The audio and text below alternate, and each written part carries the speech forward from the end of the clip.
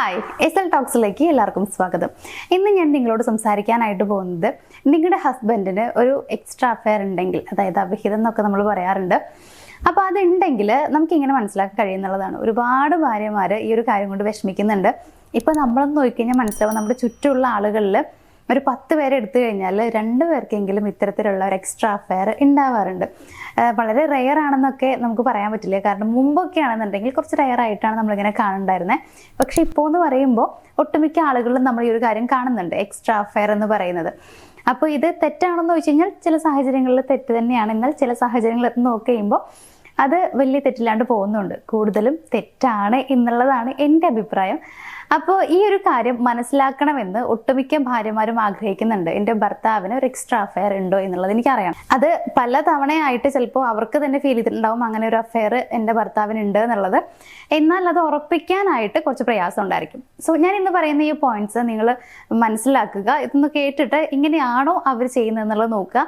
അങ്ങനെയാണ് എന്നുണ്ടെങ്കിൽ ഉറപ്പിക്കാം അവർക്ക് വേറൊരാളുമായിട്ട് എന്തെങ്കിലും അല്ല റിലേഷൻ ഉണ്ടാവാൻ സാധ്യതയുണ്ട്.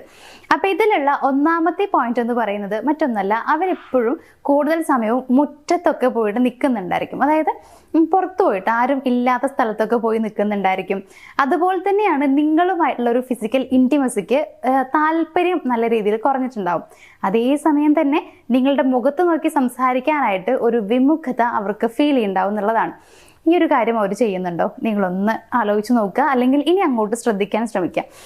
വേറെ ഒന്നല്ല, ചിലപ്പോൾ കൂടുതൽ സമയവും പുറത്തുനിന്ന് പറയുമ്പോൾ ആരുമില്ലാതെ നിൽക്കണം, ആരുമില്ലാത്ത സാഹചര്യങ്ങൾ അവർ ഇഷ്ടപ്പെടുന്നുണ്ടായിരിക്കും. കയ്യിൽ ഫോണുണ്ടായിരിക്കും, അതും നിങ്ങൾ ശ്രദ്ധിക്കുക. അപ്പം അങ്ങനെ നിൽക്കുന്ന എന്താണെന്ന് വെച്ച് കഴിഞ്ഞാൽ മറ്റാരുടെയും ശല്യം ഉണ്ടാവരുത്. മേ ബി കോൾ ചെയ്യാനായിരിക്കാം, മെസ്സേജ് ചെയ്യാനായിരിക്കാം. അപ്പോൾ ഈ ഒരു കാര്യം ഇത് ഒരു പ്രാവശ്യം കാണുന്നത് കൊണ്ട് നിങ്ങൾ ആരും അവർക്ക് ഇങ്ങനെ എക്സ്ട്രാ അഫെയർ ഉണ്ട് എന്ന് വിചാരിക്കരുത്. നിരന്തരമായി ഈ സംഭവം തന്നെയാണ് ഉണ്ടാവുന്നത്. ഇതിൻ്റെ കൂട്ടത്തിൽ തന്നെ നിങ്ങളുമായിട്ടൊരു ഫിസിക്കൽ ഇൻറ്റിമസിക്ക് അവർക്ക് തീരെ താല്പര്യമില്ല. അതേപോലെ തന്നെ നിങ്ങളുടെ അടുത്ത് സംസാരിക്കുന്ന സമയത്ത് മുഖത്ത് നോക്കി സംസാരിക്കാൻ അവർക്ക് കഴിയുന്നില്ല.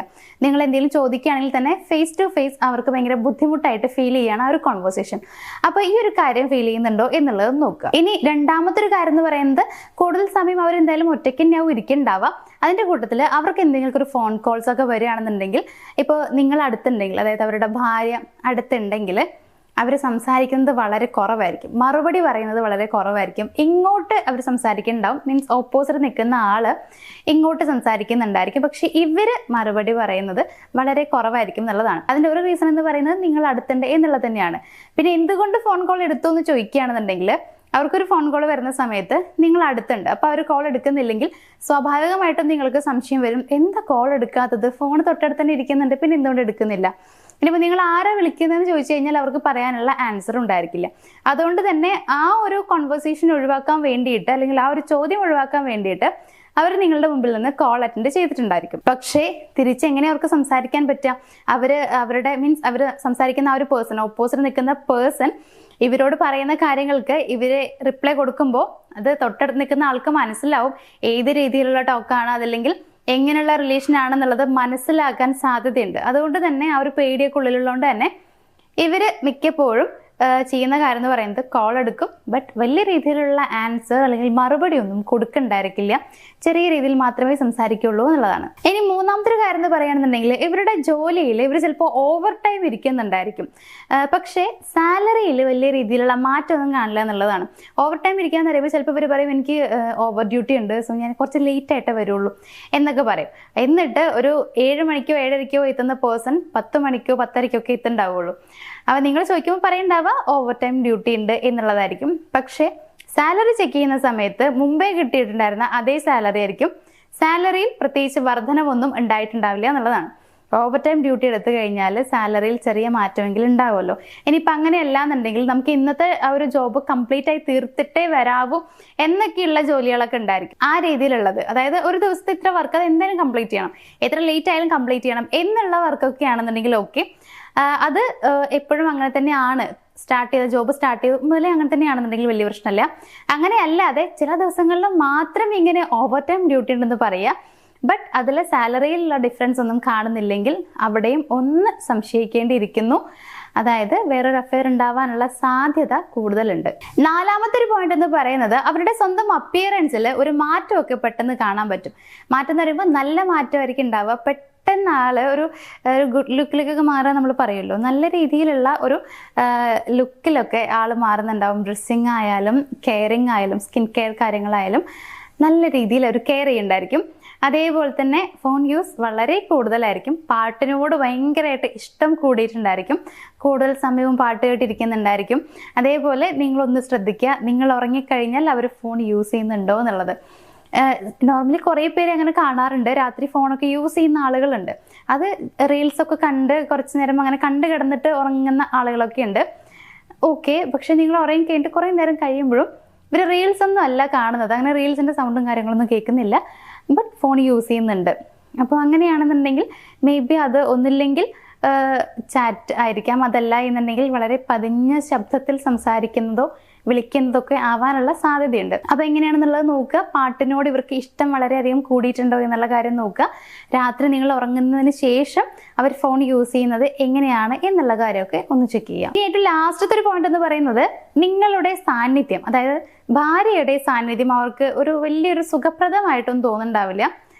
ഒരു ഇഷ്ടക്കേടായിരിക്കും അവർക്ക് എപ്പോഴും ഉണ്ടാവുക. നിങ്ങൾ അവരോട് പോയി സംസാരിക്കുന്ന സമയത്ത്, ഇനി അഥവാ നിങ്ങൾ ലോങ് ഡിസ്റ്റൻസ് റിലേഷൻഷിപ്പിലൊക്കെ ഉള്ള ആളുകളാണെന്നുണ്ടെങ്കിൽ നിങ്ങൾ വിളിക്കുന്ന സമയത്ത് അവർ വലിയ രീതിയിലുള്ള ഒരു സംസാരിക്കുമ്പോൾ ഇൻട്രസ്റ്റ് ഒന്നും കാണിക്കുന്നുണ്ടാവില്ല. മെസ്സേജ് അയക്കുമ്പോൾ റിപ്ലൈ വലിയ രീതിയിൽ തരുന്നുണ്ടാവില്ല. അതായത് ഓൺലൈനിൽ ഉണ്ടെങ്കിലും റിപ്ലൈ തരാനായിട്ട് വൈകി പോവുക. അത്ര വലിയ തിരക്കുള്ള ജോലിക്കാരൊന്നും അല്ല എന്നുണ്ടെങ്കിൽ പ്രത്യേകം സൂക്ഷിക്കാം.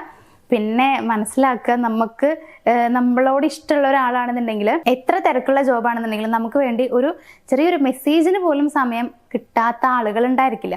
അത് അവർ നമുക്ക് തരുന്ന പ്രയോറിറ്റിക്കും നമുക്ക് തരുന്ന ആ ഒരു ഇഷ്ടത്തിനും വാല്യൂവിനും ഒക്കെ അനുസരിച്ചിരിക്കും നമുക്ക് അവർ തരുന്ന മറുപടി, ടൈം എന്നൊക്കെ പറയുന്നത്. അപ്പോൾ അതൊക്കെ നല്ല രീതിയിൽ കുറഞ്ഞിട്ടുണ്ടെങ്കിൽ മനസ്സിലാക്കേണ്ടത് അവരുടെ സമയം അവർക്ക് തരാൻ വേണ്ടിയിട്ട്, അല്ലെങ്കിൽ അവരുടെ ഇൻട്രസ്റ്റ് ഇതൊന്നും ഇപ്പം ഇല്ല, അതിനുള്ള താല്പര്യം അവർക്കില്ല എന്നുള്ളതാണ്. അപ്പോൾ ഈ ഒരു കാര്യം നിങ്ങൾ നോക്കുക. നിങ്ങൾ അവരോട് സംസാരിക്കുമ്പോഴോ അങ്ങനെയൊക്കെ അവർക്ക് എങ്ങനെയാണ്, ഇറിറ്റേഷൻ ആണോ അതല്ലെങ്കിൽ അവർ ഓക്കെ ആണോ, ഇൻട്രസ്റ്റഡ് ആണോ എന്നുള്ള കാര്യം ഒന്ന് ചെക്ക് ചെയ്യുക. ഇത്രയും കാര്യങ്ങൾ വെച്ചുകൊണ്ട് നിങ്ങൾ തന്നെ വിലയിരുത്തുക എങ്ങനെയാണ് നിങ്ങളുടെ ഹസ്ബൻഡ് മുന്നിലേക്ക് പോകുന്നത് എന്നുള്ളത്. അപ്പോൾ ഈ ഒരു സംശയമൊക്കെ ഉള്ളിലുള്ള കുറേ ഭാര്യമാർ ഇത് കാണുന്നുണ്ടായിരിക്കും, ഹസ്ബൻഡിന് വേറെ അഫെയർ ഉണ്ടോ എന്നുള്ള കാര്യമൊക്കെ. അത് കുഞ്ഞ് സംശയങ്ങളൊക്കെയാണ് നിങ്ങളുടെ മനസ്സിലേക്ക് വരുന്നുള്ളൂ. പക്ഷേ പ്രത്യേകിച്ച് അതിലൊരു നമുക്കൊന്നും കണ്ടുപിടിക്കാൻ പറ്റുന്നില്ല, അല്ലെങ്കിൽ ഉണ്ടെന്ന് ഉറപ്പിക്കാൻ പാകത്തിനൊന്നും നമ്മൾക്ക് കാണാൻ കഴിഞ്ഞിട്ടില്ല എന്നുണ്ടെങ്കിൽ ആ ഒരു കാര്യം നിങ്ങൾ വിട്ടുകളയാം. നിങ്ങൾക്ക് പറ്റുന്നുണ്ടെങ്കിൽ വിട്ടുകളയാം. അങ്ങനെയല്ല, ഞാൻ ഈ പറഞ്ഞ രീതിയിലൊക്കെയുള്ള പെരുമാറ്റ രീതിയിലുള്ള വ്യത്യാസങ്ങളൊക്കെ അവരിൽ കാണുന്നുണ്ടെങ്കിൽ വിട്ടുകളയേണ്ട ആവശ്യമില്ല. അത് നിങ്ങൾ തന്നെ ഒന്നില്ലെങ്കിൽ അവരോട് തന്നെ ചോദിച്ച് മനസ്സിലാക്കുക, അല്ലെങ്കിൽ കുറച്ച് ടൈം എടുത്തിട്ട് നിങ്ങൾക്ക് പറ്റുന്നത് പോലെ പതിയെ പതിയെ കണ്ടുപിടിക്കാൻ ശ്രമിക്കാം. എന്നിട്ട് പിന്നീട് എന്ത് ചെയ്യണം, ഇങ്ങനെ ഒരു എക്സ്ട്രാ ഫെയർ അവർക്ക് ഉണ്ടെന്ന് മനസ്സിലായി കഴിഞ്ഞാൽ പിന്നീട് നിങ്ങൾ എന്താ ചെയ്യേണ്ടത് എന്നുള്ളതിനെക്കുറിച്ച് ഞാൻ വേറൊരു വീഡിയോ ചെയ്യാം. അപ്പോൾ ഇത് കണ്ടു കഴിഞ്ഞിട്ട് അങ്ങനെ ഒരു വീഡിയോ നിങ്ങൾക്ക് ആവശ്യമുണ്ടെന്ന് തോന്നുകയാണെങ്കിൽ ഒന്ന് കമൻറ്റ് ചെയ്താൽ മതി. അപ്പോൾ നമുക്ക് എന്തായാലും ഈ ഒരു വീഡിയോ ഞാനോട് വൈൻഡപ്പ് ചെയ്യുകയാണ്. നമുക്ക് മറ്റൊരു വീഡിയോയിൽ കാണാം. താങ്ക്